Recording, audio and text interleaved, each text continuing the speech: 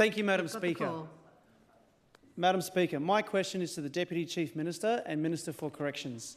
Minister, like many here, I have concerns about the use of police watch houses being used for extended periods to house prisoners who should be in correctional centres.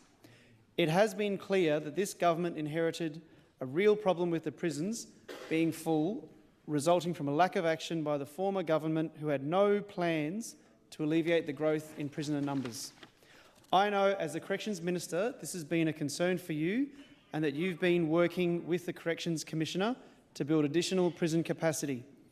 Can you please update the House and my constituents on the actions to clear the police prisons and transfer prisoners to dedicated correctional centres?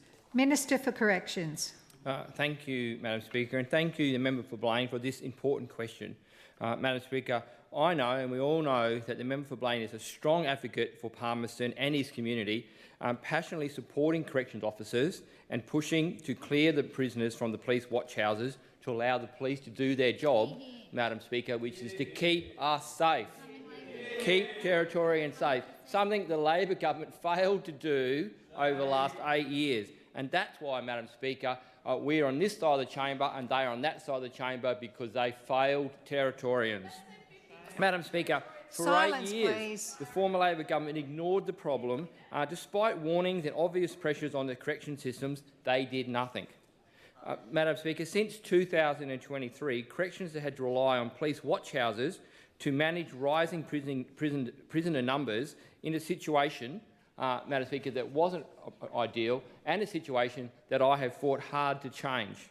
Madam Speaker, I can inform the House that corrections will no longer staff or use operational police watch houses in Palmerston and Alice Springs.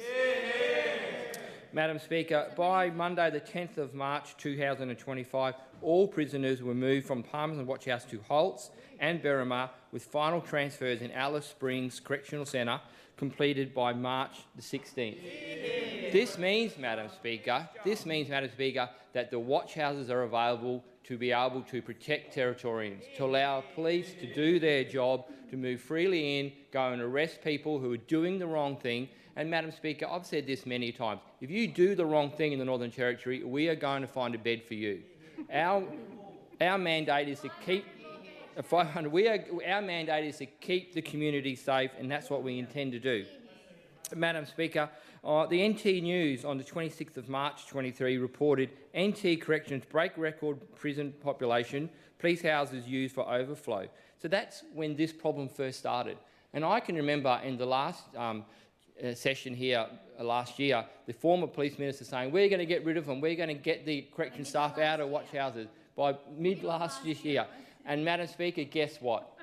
Failed. They failed dismally, and they failed to support the police, and they, more importantly, in my view, as the Corrections Minister, they failed to support corrections officers. Corrections officers and police do a wonderful job because they need to work hand in hand, Madam Speaker, and this is one thing that the former government forgot to do. They forgot to fund the courts and the corrections system. They funded the police and they funded criminals, but they certainly didn't fund the corrections or the courts. And we are here to fix the mess, and we have done that.